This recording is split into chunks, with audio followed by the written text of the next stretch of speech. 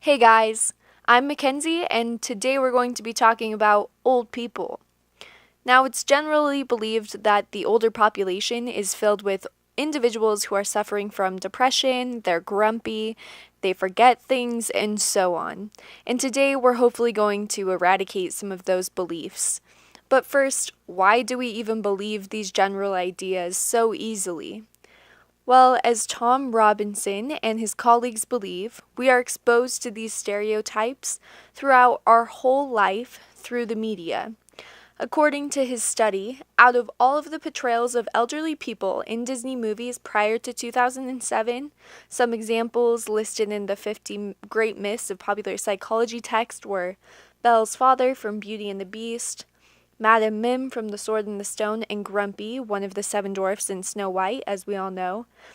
Out of all of these individuals, 42% are, quote, portrayed in a less than positive light and as forgetful, angry, and crotchety, end quote.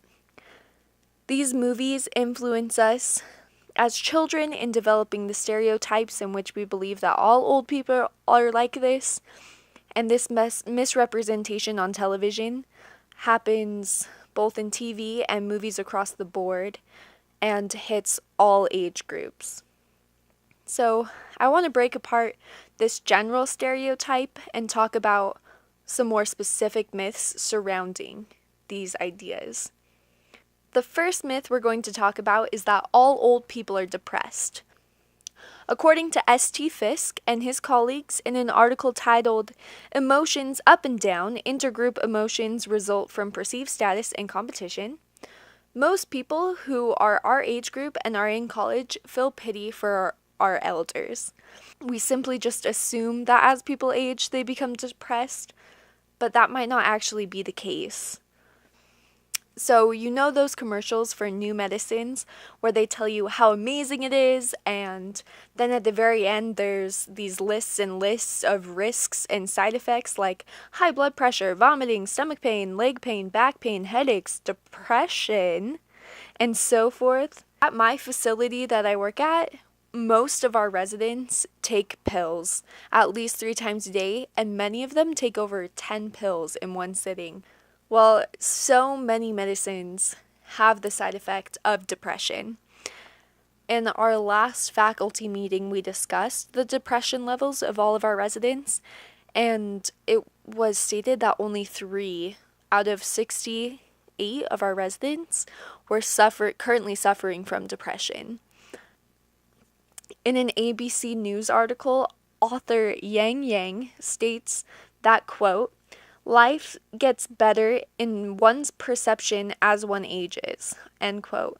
He studied this idea through face-to-face interviews with a representative sample of Americans between the ages of 18 and 88 within the year 1972 and 2004.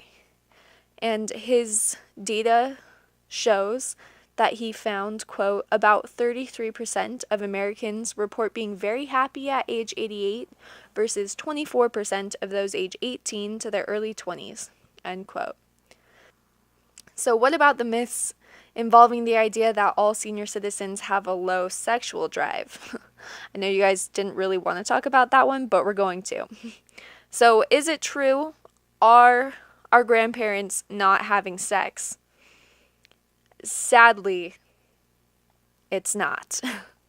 In an article titled Senior Sex Tips for Older Men, listed by the Mayo Clinic, it explains that contrary to many individuals' belief, sex isn't just for when you're young and in your 20s, but many seniors enjoy sex even past their 80s. And many, quote, older couples report greater satisfaction with their sex life because they have fewer distractions, more time and privacy, and no worries about pregnancy, end quote. The article explains how sex will be different than it was as our bodies undergo physical changes as we age, but it is still achievable and beneficial emotionally, mentally, and physically. So there you have it. All of our grandparents are probably doing it, but don't think about it too much. Let's move on. Memory loss is another hot topic when it comes to the elderly. Slight memory loss as we age is natural, Our bodies naturally decline in memory capabilities just like they do with hearing and sight, as we learned about in our psychology textbook. Then there is Alzheimer's, which is a disease where forgetfulness is severe. But not all old people suffer from this. Not all old people are forgetful. Some people get Alzheimer's when they're middle aged, and others get it when they're 80. It's not uncommon, but it's not a dooming future for the entire population. We're not all going to get it when we get older.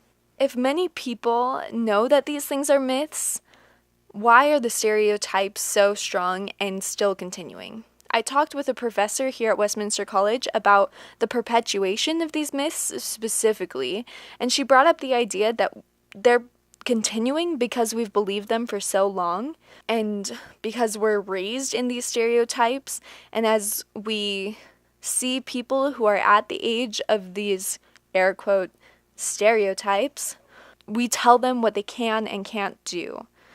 We allowed them to fulfill our own stereotypes by telling them when they need help, how they need help, where they need help, what they can do, what they shouldn't do, and stuff like that. We form the stereotype ourselves. She told me about a podcast she listened to, sadly one that she couldn't remember the title to, but it discussed these ideas and told a story of a lady who grew up on an island, and because no one told her she couldn't walk up a mile-long hill to fetch her fresh water daily, and because she had to do it to survive, she did without even second-guessing it, and she did that every day, even when she was at the age of 90. I thought this was a cool and interesting perspective she brought. The idea that elders aren't limited and we're just holding them back. Some food for thought for you guys.